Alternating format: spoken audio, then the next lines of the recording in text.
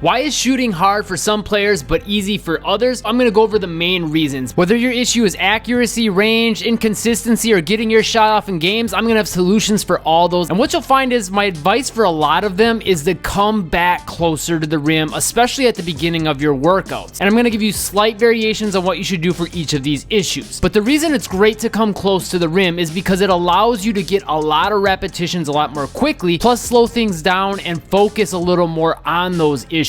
When you're moving full speed into a shot at 3-point range, a lot of those things kind of go out the window. You can't focus on them and you can't really get a lot of repetitions in because you got to spend a lot more time chasing that basketball down. So one of the biggest issues for a lot of players is that their form just isn't consistent from practice to practice and sometimes from shot to shot. And that's why it's so important at the beginning of your workout that you start close. So first of all, you can just shake the rust off. Maybe you're feeling stiff from your workout the day before, and then you go into a whole workout shooting threes without this warm-up, and your shot's going to be different all the time because as you warm up, your body loosens up. Starting close to get warmed up and get your feel and touch for your shot is so vital. You want to spend as many shots as you need to until your shot feels right, and then get 5 shots in a row to go in without touching the rim, the backboard, nothing but all net. At the end of the video, I'll have something that'll help you make these shots much more quickly so you can get into more of your full speed workout faster. And if you're looking for a full speed shooting workout, I'll actually have one pinned to the top comment for you. It increased my scoring average by 8 points per game, and it's free. Now, of all the reasons that some players find shooting hard and others find it easy, guide hand thumb flick is one of the most common. A guide hand thumb flick can make your shot more inconsistent than just about anything else I can think of. Now, I'll have a bunch of different solutions for you at the end of this video, and one other thing that might be causing this that you might not be aware of, but one simple thing you can do is get close to the rim and pay special attention to that guide hand. Number one, make sure that that guide hand is dropping off the basketball before you release it. And number two, try to keep that thumb of that guide hand pinned to the rest of your hand and keep the fingers of that hand pointing towards the rim. One important thing to keep in mind is you might miss more shots when you first start doing this, even close to the rim, if you normally do have a guide hand thumb flick, because it's going to take a little while to get used to this new shot. But when you do get comfortable with it, it'll be a much more consistent shot. That thumb flick can push the basketball left or right or even short or long at the very last second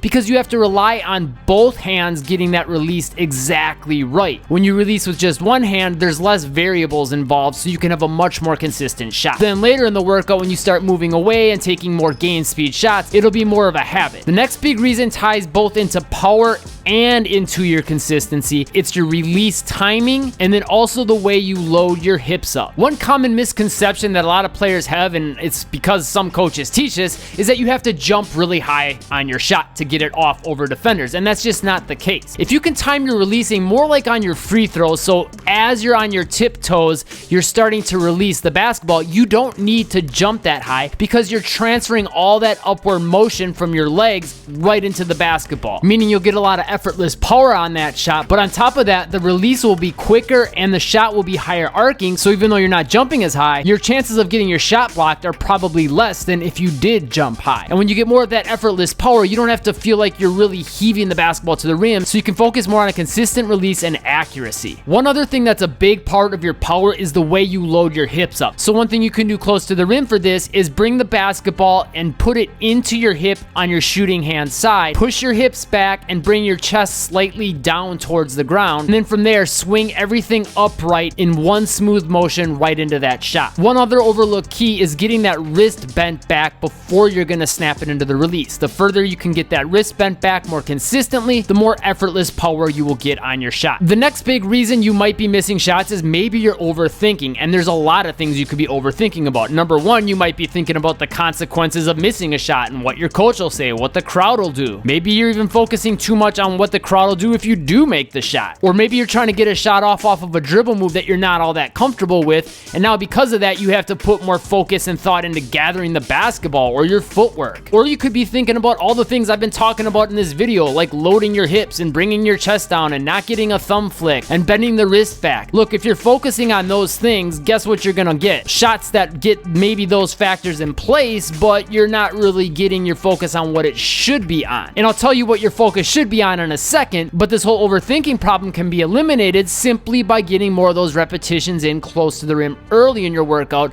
so you know all those little issues are taken care of, because you can slow things down and make sure you're getting them in place multiple times and that everything feels right, and there'll be a habit. Then you don't have to put your focus on it later in your workout and as you move further away, come off the dribble, all those things. So what should you focus on? Well, when I give players this one tweak, they go from missing shots to making them literally in seconds. I cover that in this YouTube video. In this video, I go over more solutions for guide hand issues. In this video, I give you 2 tests for your feet and your fingers that will help you eliminate a lot of guide hand issues and power issues. And make sure you grab that free shooting workout pinned to the top comment. Subscribe and turn on all notifications to catch the newest videos, and I'll see you in one of those videos next.